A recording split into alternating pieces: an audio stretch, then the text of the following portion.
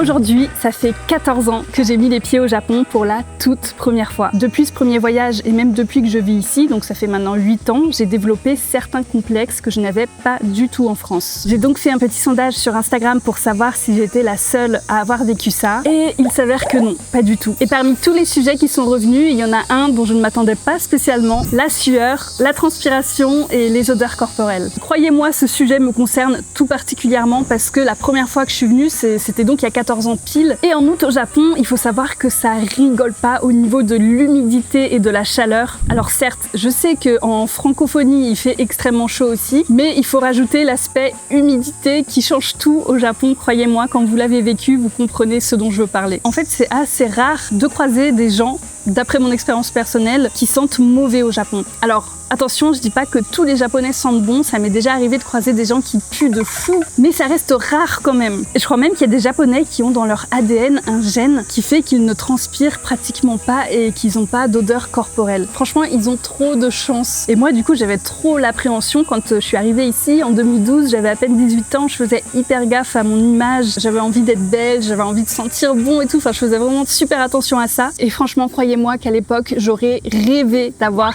ce déodorant-là avec moi. Bon, vous l'aurez compris, aujourd'hui, Wild, c'est le sponsor de cette vidéo. Et je suis trop contente de pouvoir vous les présenter parce que franchement, en été, ça change la vie. Déjà, il faut savoir que moi, Wild, je suis cliente chez eux depuis des années. Donc avant même qu'ils me contactent pour que je présente leurs produits sur cette chaîne, j'étais déjà cliente et je conseillais déjà ces déodorants-là à ma famille, à mes amis et tout parce que vraiment, c'est les déodorants les plus efficaces que j'ai jamais essayés. Et en plus d'avoir des senteurs extraordinaires, ils ont des étuis en métal réutilisables qui sont juste trop beaux. Regardez-moi ça. Ce qui est très cool avec ces étuis-là, c'est que c'est en aluminium. Donc en plus d'être économique, c'est écolo. Il faut savoir que chaque recharge permet d'économiser 30 grammes de plastique, c'est pas rien. Là d'ailleurs, ils viennent de sortir une nouvelle collection qui s'appelle Love Shack Fancy. Je suis fan de la hibiscus coconut, c'est juste incroyable. En plus, vous savez, bon, je vous le dis souvent, mais au Japon, le parfum qui est trop fort, c'est un petit peu mal vu. Et du coup, quand vous avez juste un déodorant comme ça qui est un petit peu parfumé, c'est juste parfait en fait quand vous êtes en public. Déjà, ça vous permet de pas sentir la transpiration, de rester fraîche. Et puis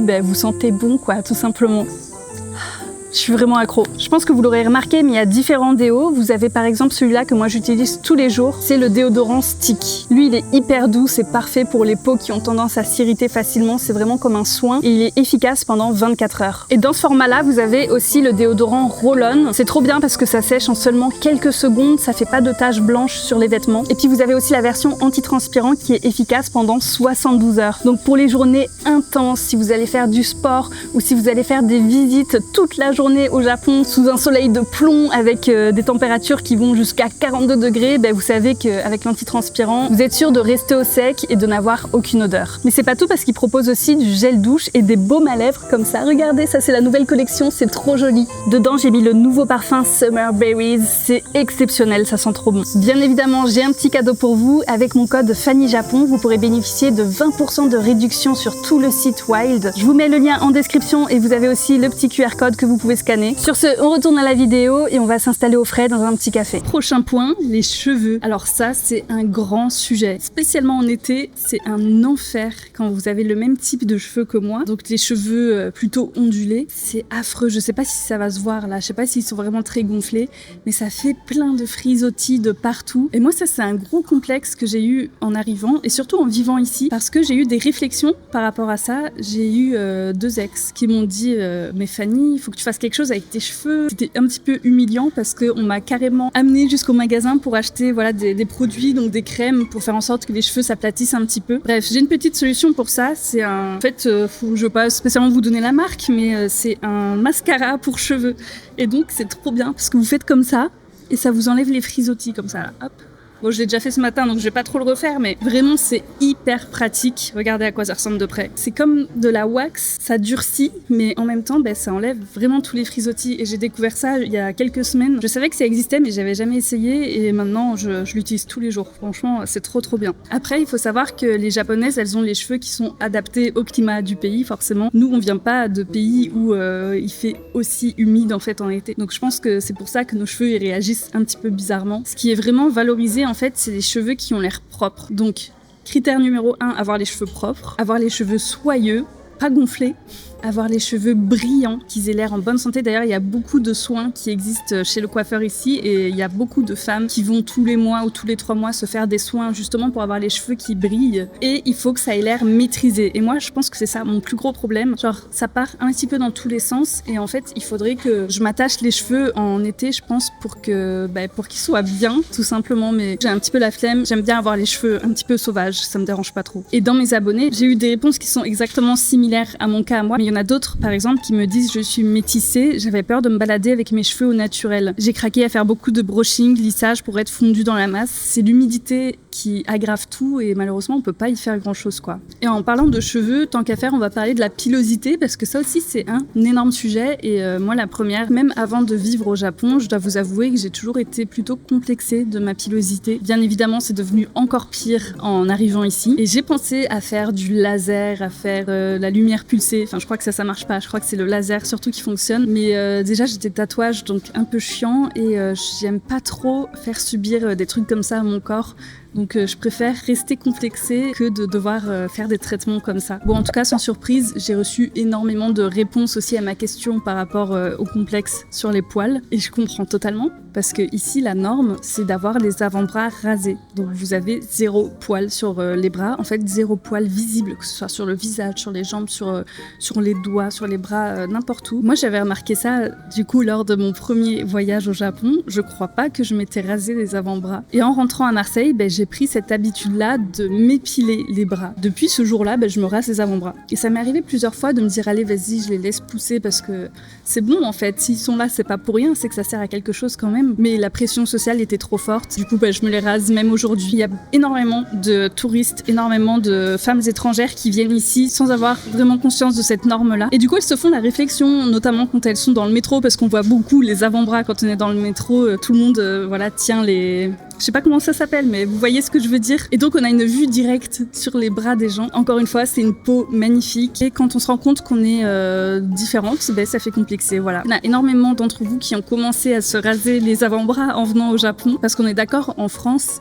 la normalité c'est d'avoir des poils sur les bras et c'est pas très grave quoi. Genre tout le monde s'en fout en fait. Et même aujourd'hui, bon là vous voyez pas, mais je suis sortie avec les jambes nues. J'ai fait hyper gaffe à vraiment enlever tous les poils pour être sûre qu'il n'y en ait pas un qui traîne parce que voilà, peur que quelqu'un remarque. Alors qu'en soi, jamais personne ne vous fera la remarque si vous êtes poilu, si vous avez des poils aux jambes, aux bras ou quoi que ce soit, les gens vont pas vous le dire frontalement comme ça. Il y a aucun risque. Les Japonais savent très bien qu'on n'a pas les mêmes normes dans tous les pays et voilà, c'est pas grave, c'est juste une différence en fait. Bon, ensuite, j'aimerais bien vous parler de plusieurs thèmes que je vais regrouper ensemble parce que c'est à peu près la même idée. C'est le poids, la taille et le fait de prendre trop de place. Moi, par exemple, je mesure 1m68, je me taille du M à peu près et j'ai jamais eu de soucis avec ma taille ou mon poids. Quand j'habitais en France, je me sentais plutôt dans la norme en fait, surtout au niveau de la taille. Mais en arrivant au Japon, j'ai été étiquetée femme grande.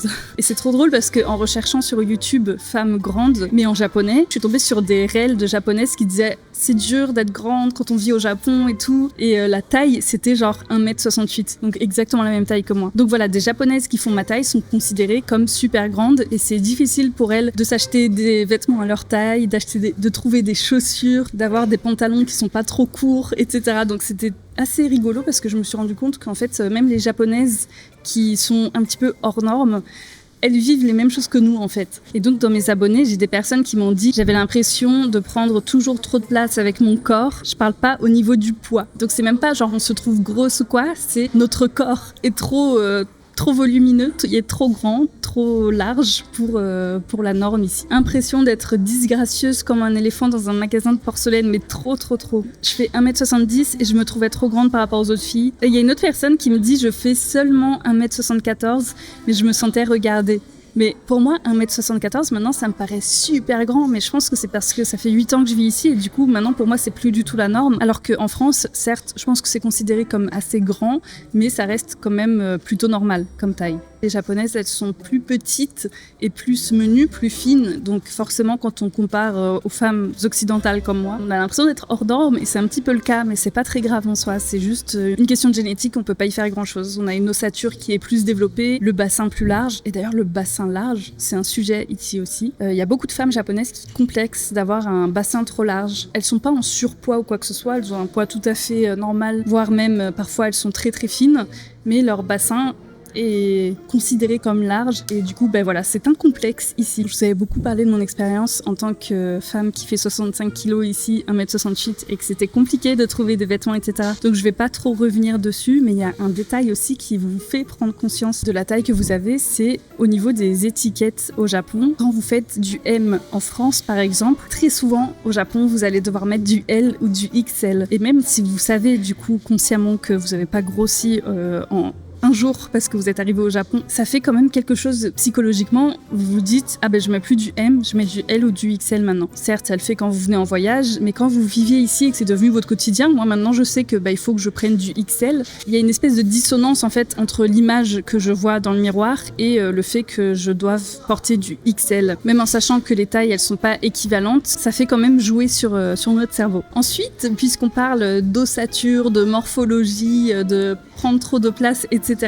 J'aimerais bien vous parler justement cette fois-ci des personnes dont moi aussi je fais partie, qui ont des formes, donc la poitrine, la cellulite. Ça c'est un gros complexe aussi ici, pour les femmes étrangères, pour les japonaises aussi, mais vous allez voir que c'est quand même un petit peu différent. Bon, moi je vais pas vous mentir, c'est surtout depuis la grossesse, depuis que j'ai accouché, que j'ai eu ma fille, depuis que je suis devenue maman en fait, que je complexe par rapport à ça, et ça pour le coup c'est un vrai complexe. Il y a quand même des parties de mon corps que j'aimerais bien changer. Donc il y a la poitrine. Alors encore une fois, je vous avais fait une vidéo là-dessus sur avoir des gros seins au Japon, mais la poitrine c'est compliqué. Et après le gras, c'est compliqué aussi. J'aimerais bien perdre un petit peu de poids. Et donc ça pour le coup, c'est pas spécialement quelque chose que quelqu'un m'a fait remarquer. Genre j'ai pas eu de reproches ou quoi que ce soit par rapport à ça. C'est juste que je vois ça représenté nulle part autour de moi. La plupart des personnes que je croise ici sont fines. On voit pas beaucoup de cellulite. Pour être très honnête avec vous, les seules jambes avec de la cellulite que je vois généralement, c'est pas des japonaises. Et je dis pas que les japonaises avec de la cellulite, ça n'existe pas. Attention, bien sûr que si ça existe, c'est juste que généralement, elles le cachent avec des pantalons ou avec des jupes longues. Et moi aussi, aujourd'hui, j'ai tendance à beaucoup cacher mes jambes parce que j'ai peur qu'on voit ma cellulite. Aujourd'hui, exceptionnellement, j'ai mis un short parce qu'il fait 38 degrés. Voilà, au bout d'un moment, on peut pas non plus s'habiller tout le temps en pantalon et tout. Quand on a le choix de se mettre en short pour avoir moins chaud, c'est quand même bien de le faire. Et aussi, un autre truc, le fait d'avoir des fesses. Moi, j'ai quand même des assez grosses fesses. C'est très bizarre dit comme ça. Je sais qu'en France, ça peut être perçu comme quelque chose de beau, d'être pulpeuse, etc. au niveau des fesses. Au Japon, pas du tout. Genre, les femmes et les hommes ici, c'est pas un critère de beauté. Genre, les fesses, on s'en fout un petit peu ici. Et si elles sont plates, c'est très bien. Bon, ensuite, c'est un petit rapport justement avec les problèmes de poids. Moi, j'ai remarqué depuis que j'ai pris du poids, donc depuis la grossesse, que j'ai ma faceline qui n'est plus aussi droite qu'avant. Là, ça pend un petit peu, vous voyez ici. En vrai, c'est normal quand on prend du poids, c'est normal quand on prend de l'âge aussi. Et c'est chiant parce que ici, il y a une espèce d'obsession sur la faceline. Il faut vraiment que vous ayez pas de double menton, que vous ayez ici, là, la mâchoire hyper marquée en fait. Et ça, encore une fois, c'est un complexe qui n'est pas propre aux étrangères parce que les japonaises aussi, elles en souffrent beaucoup. Et je vois énormément de vidéos en format court sur les réseaux sociaux de femmes qui font des massages, mais genre des trucs violents, vous voyez, sur le visage, sur le cou ici, sur le crâne et tout, pour faire en sorte justement que leur faceline là, elle soit plus visible. Et à chaque fois, je suis sidérée parce que je vais donner mon jugement, je suis désolée, mais je trouve ça bête. En fait, c'est pas en vous massant le visage que vous allez avoir une faceline plus marquée. Et d'ailleurs, ça a été prouvé scientifiquement que ça n'aidait à rien. Au contraire, ça peut vous faire pendre la peau encore plus, que vous fatiguez la peau en fait à force de faire ça. Là, je vous parle de ça, mais il y a aussi le fait d'avoir le nez plus fin, et donc voilà, vous avez beaucoup de personnes qui vont faire du contenu en se faisant des massages du nez comme ça et tout, en s'appuyant fort pour que le nez s'affine, mais c'est que du bullshit en fait, il faut pas croire à ça. Et d'ailleurs vous avez beaucoup de docteurs qui réagissent à ce genre de vidéos en disant mais en fait si vous vous appuyez sur le nez comme ça, si vous faites un massage, ça va vous irriter l'intérieur du nez, ça va vous faire un gonflement et en fait ça fera juste l'effet inverse. Donc vraiment il faut pas faire ça. Je dis pas vous faire des petits massages au visage et tout, ça, je pense que c'est assez positif, mais si vous forcez et tout pour essayer de vous affiner le visage, ça marchera pas. Et là on touche au sujet du vieillissement. Moi franchement depuis que j'ai dépassé la trentaine, je me pose des questions par rapport à mes rides, le visage qui commence à tomber tout doucement un petit peu, c'est normal, hein, on vieillit, je suis devenue maman et tout, il y a beaucoup de fatigue, beaucoup de fatigue accumulée. Et puis c'est juste naturel en fait de vieillir. Mais malheureusement, voilà, je commence déjà à me poser des questions. Ici, vous avez énormément de femmes qui ont la trentaine ou plus qui vont procéder à la chirurgie esthétique justement, à faire des injections, etc. Et donc je me pose la question aussi, est-ce que moi aussi je devrais le faire à un certain âge pour justement pouvoir mieux m'accepter physiquement. Bon, ensuite je vais vous parler d'un complexe qui est un petit peu moins précis, un petit peu plus compliqué à comprendre je pense, c'est le concept de propreté. Donc vous avez beau prendre des douches, mettre du déo, etc. Vous pouvez avoir l'air propre ou non. On pourrait associer ça au fait d'être présentable, je pense. Par exemple, avoir les cheveux soyeux, ne pas avoir de frisottis, avoir une peau nette, sans taches, super propre, pas de pores apparents, etc. Les vêtements bien repassés, ne pas avoir d'espèces de petits, vous savez, des petits poils de chat de partout, etc. Genre ça, c'est hyper important au Japon aussi. Et je me souviens, j'ai une petite anecdote il y a longtemps, hein, il y a plusieurs années. J'étais avec un patron que j'avais travaillé dans une autre entreprise à l'époque. On était à la poste pour poster une lettre. Voilà, et j'avais un long manteau noir et le gars il sort de son sac un rouleau, vous savez le rouleau là pour justement pour nettoyer les vêtements des poils, des petites poussières, etc. Et genre il me passe le rouleau comme ça sur mon manteau parce qu'il y avait des poils de chat, il y avait des petits trucs blancs dessus et tout. Il me dit ah ouais non mais franchement là c'était pas possible, genre j'ai pas pu résister, il fallait vraiment que je t'enlève tous les petits trucs sur ton manteau là parce que c'était pas possible. Ça m'a tellement marqué que je me suis dit ok, je vais acheter ces rouleaux là parce que je crois pas que j'en avais chez moi. Et depuis maintenant, à chaque fois, avant de sortir de chez moi, je me passe un coup de rouleau justement pour avoir aucun poil, aucune poussière, rien sur mes vêtements. Il faut que ce soit lisse. Voilà. Aussi, un autre truc qui m'avait marqué, c'est quand je faisais des boulots de modèle. Parfois, ça arrivait que je parte plusieurs jours d'affilée. On était partis avec une équipe de tournage et donc j'avais partagé ma chambre d'hôtel avec une japonaise qui travaillait dans l'équipe. Et le soir venu, donc on prend notre douche, on se lave, etc. Et elle me dit « Mais Fanny, tu te laves pas les cheveux ?» Et j'étais là, non, je me lave pas les cheveux tous les jours parce que c'est compliqué avec mon type de cheveux. Si je les lave tous les jours, ça va vite les abîmer, ils vont devenir hyper mousseux, etc. Donc je préfère les laver une fois tous les 2 jours. Et en fait, ça l'avait grave marqué parce qu'elle me disait, mais au Japon, on les lave tous les jours, etc. Bref, voilà. Du coup, je m'étais sentie dégueulasse. J'avais l'impression d'être une crado parce que je m'étais pas lavé les cheveux ce jour-là. Et puis, quand on parle de propreté, d'être présentable, on parle aussi du choix des vêtements. Ça, c'est un sujet aussi. Il y a énormément de gens et de mes abonnés qui m'ont dit qu'ils ont complexé de leur manière de s'habiller après être venus au Japon parce qu'ils avaient l'impression d'être trop mal fagotés en fait. Et je comprends totalement parce que moi aussi ça m'a fait la même chose dès la première fois où je suis venue ici en 2012. Je me disais mais comment elles font les japonaises et les japonais, comment ils font pour être aussi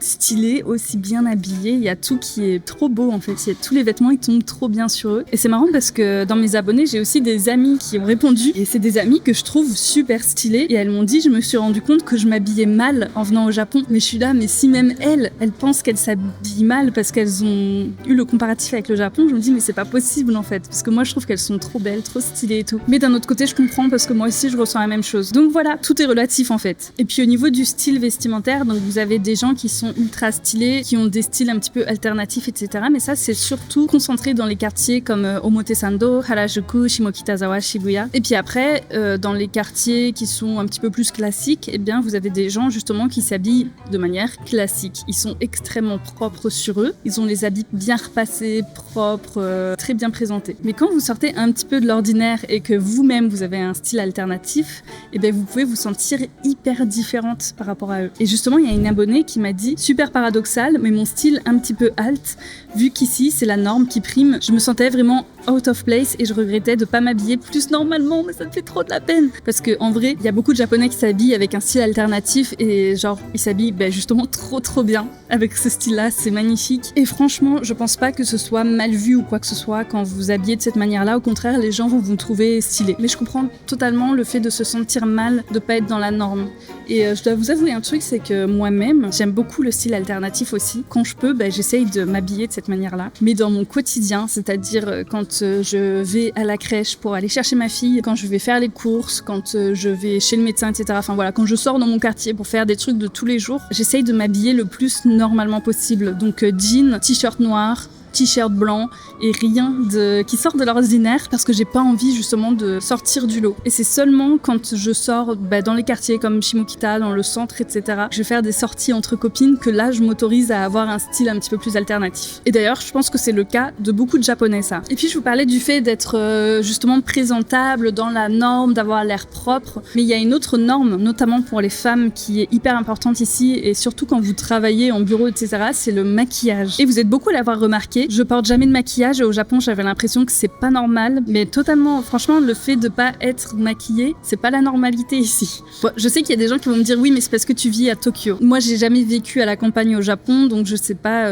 comment c'est, mais je vous parle de mon expérience à Tokyo. En tout cas effectivement moi je trouve que la norme ici ce sont des femmes qui sont très bien apprêtées, dont un maquillage qui est super propre. En fait finalement c'est un petit peu la même histoire que les poils, c'est-à-dire qu'on va complexer sur quelque chose qui est naturel en fait. Le fait de pas se maquiller, le fait d'avoir des poils, c'est juste... ça devrait être la normalité en fait. J'ai beau dire ça, ça changera pas les normes sociales ici, c'est comme ça. Mais en tout cas, je voulais vous dire que je vous comprends totalement parce que moi aussi, je ne sors pas sans maquillage. Et je vous disais, quand je vais chercher ma fille à la crèche, quand je fais des activités normales, je m'habille normal. Mais j'ai toujours du maquillage par contre. Ça n'arrive jamais, ou pratiquement jamais, que je sorte sans maquillage. Même si c'est juste vite fait le teint, les sourcils, un petit peu de rouge à lèvres, même si c'est juste ça, je le fais parce que j'ai envie d'avoir l'air propre et présentable de partout. Alors que je me souviens que quand j'habitais en France aussi, c'était pas du tout le cas et ça me dérangeait pas de sortir sans maquillage. Bon ensuite, il y a plein d'autres complexes qui existent en dehors du physique, donc le fait de ne pas bien parler japonais, mais ça je vous en parle tout le temps, donc je vais pas vous en reparler ici, mais j'ai eu d'autres abonnés qui m'ont dit par exemple la peur de ne pas être assez bien pour une belle famille japonaise, le fait de pas être assez féminine, d'être pas assez délicate, ou il y a même des personnes qui complexent par rapport à leur caractère carrément.